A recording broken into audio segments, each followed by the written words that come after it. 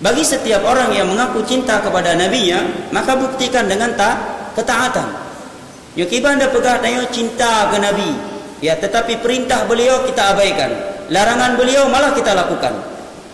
Ya, lantas mengaku cinta kepada nabi hanya karena merayakan hari kelahiran beliau. Sekarang secara logika, ya, secara logika, ada seorang anak, dia menyatakan saya cukup cinta kepada ibu bapak saya.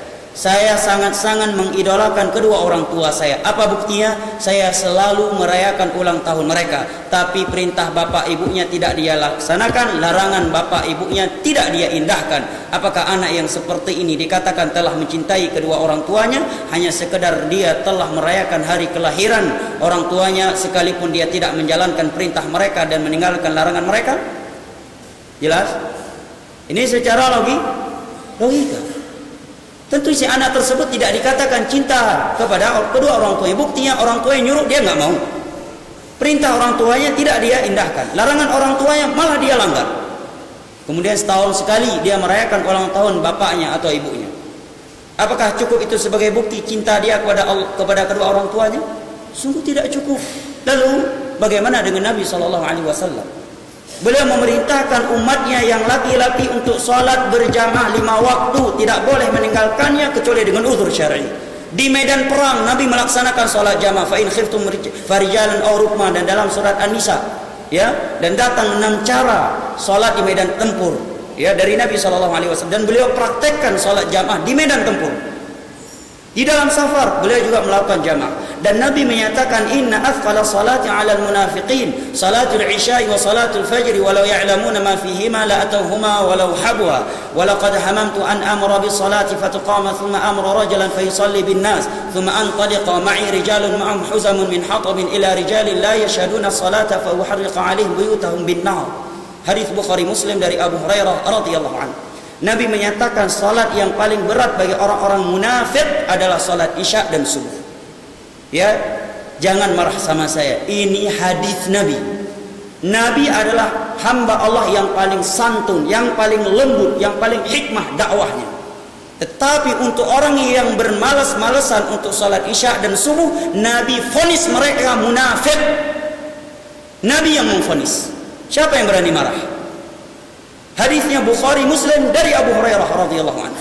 Kalau tidak mau dikatakan munafik, jaga salat isya dan subuh berjamaah. Kalau enggak, Nabi yang memvonis kita sebagai munafik. Siapa yang berani membantah dan siapa yang berani melawan Nabi sallallahu alaihi wasallam? Inna athqala salati 'alal munafiqin salatul isya'i wa salatul fajr. Salat yang paling berat bagi orang-orang munafik adalah salat isya dan subuh. Walau ya'lamuna ma fihima la atauhuma walau habwa. Dan kalaulah mereka mengetahui keutamaan pergi melaksanakan salat subuh dan isya berjamaah, niscaya mereka akan pergi melaksanakannya sekalipun harus merangkak. Dan lanjutannya yang telah saya bacakan teks Arabnya tadi, Nabi berencana untuk mencari rumah-rumah, membakar rumah-rumah yang di dalamnya ada lelaki-lelaki yang tidak hadir salat jamaah tanpa uzur syar'i.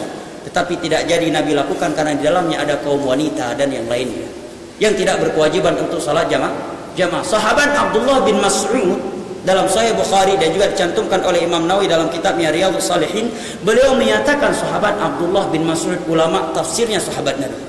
Beliau menegaskan walaqad ra'aituna wa ma yatakhallafu anha ahadun illa kana munafiqan ma'luman nifaq. Sungguh di masa Nabi kami menilai tidaklah ada orang yang meninggalkan salat jamaah tanpa uzur syar'i kecuali dia seorang munafik yang sudah pasti kemunafikannya. Siapa yang menyatakan? Abdullah bin Mas'ud, ulama tafsir para sahabat Nabi. Dicantumkan oleh Imam Nawawi, ulama besar, ulama Syafi'i, dalam kitabnya Riyadhus Shalihin.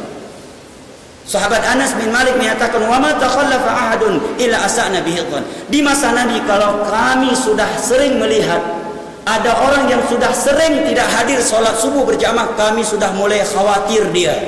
Jangan-jangan pindah haluan, ya pindah ke saf Abu Lahab dan Abu Jahal. Ini sekian ayat dan hadis. Nabi memerintahkan umatnya untuk sholat jamaah. Kita adzan kai musuh, mantangan idamian di warung kopi. Bahkan saking kerasnya hati sebagian orang, ya di beberapa masjid kita lihat sendiri terkadang Solat lagi dilaksanakan. Dia cuma numpang istirahat di masjid itu. Di duduknya bukan sekedar di halaman, di dalam masjid, di lantai masjid. Ya. Di lantai masjid. Sekalian bawa hiburan anak istrinya ke pinggir laut. Solat jamaah lagi dilaksanakan. Dia laki-laki. Alah anak datang yang tengah hedro ni apa?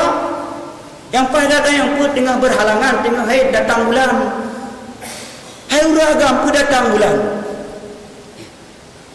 Nyan ruko baba gem kem solat jamaah lagi ditegakkan. Kalau musafir kita bisa berbaik sangka, tapi kita tahu ini bukan musafir, memang penduduk setempat.